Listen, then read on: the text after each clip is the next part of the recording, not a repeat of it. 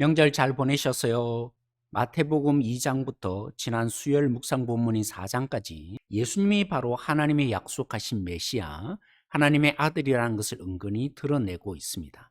목요일 본문부터 다음 주 금요일까지 묵상 본문은 산상수훈입니다. 산상수훈을 제대로 이해하려면 전체 구조를 이해할 필요가 있습니다. 모세 오경을 생각나게 하는 방식으로 5번에 걸쳐서 이야기와 강화가 이루어지고 있습니다. 모세를 능가한 예수님은 말씀으로 하나님 나라를 가르치고 그 하나님의 나라를 실제로 맛보는 일을 하셨다는 거죠. 우리가 먼저 이해할 것은 하나님의 약속하신 대로 오신 메시아 예수님은 하나님 대신에 통치하는 왕으로 일하셨다는 것입니다. 이 중심 메시지를 두고 마태복음을 읽어보시기 바랍니다. 이제 목요일부터 시작되는 산상수훈의 구조를 살펴보십시다. 김세영 교수님이 주기도문 강해에 밝힌 내용입니다. 팔복은 흔히 우리가 이렇게 되어가자 도전을 받게 되는데, 예수님이 새롭게 창조하신 하나님의 백성이 이런 성격을 가지고 있다고 설명하는 것이기도 하고요. 그런 자리로 부름을 받은 제자들 향해 예수님이 축하하는 장면입니다.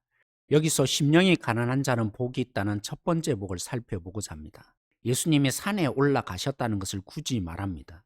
누가복음에 따르면 유사한 설교를 평지에도 하셨습니다. 산에 올라가셨다는 말을 통해 모세가 하나님의 백성된 그들에게 하나님의 율법을 받아 가르친 것과 비교됩니다. 예수님은 친히 하나님의 나라의 법을 선포하신 분입니다. 여기서 제자들이 나아왔다라고 표현하여서 산상수훈은 아무에게나 해당되는 것이 아니라 예수님이 새롭게 창조해내신 하나님의 백성, 곧 제자들에게 주신 법인 것을 알 수 있습니다. 이 심령이 가난한 자는 이사야서 61장 1절과 2절을 염두에 둔 표현입니다.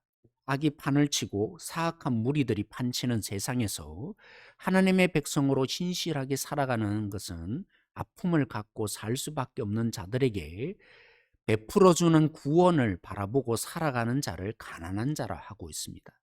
이사야는 그런 자들에게 임하는 위로를 말했던 것인데요.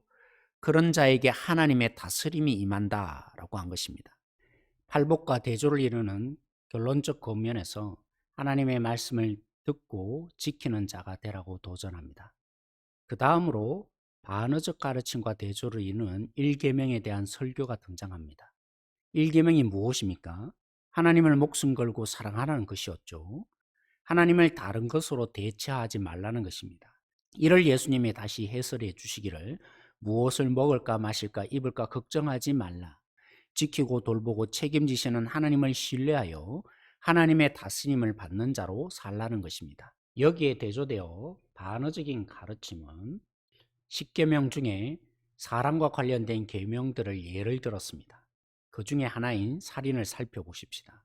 토요일 묵상 본문이죠. 살인하지 말라는 하나님의 계명을 너희들은 누구든지 사람을 죽이면 심판을 받는다고 해설했는데, 나는 너희에게 말한다. 형제를 노하는 것도 형제의 욕하는 것도 살인이라고 합니다.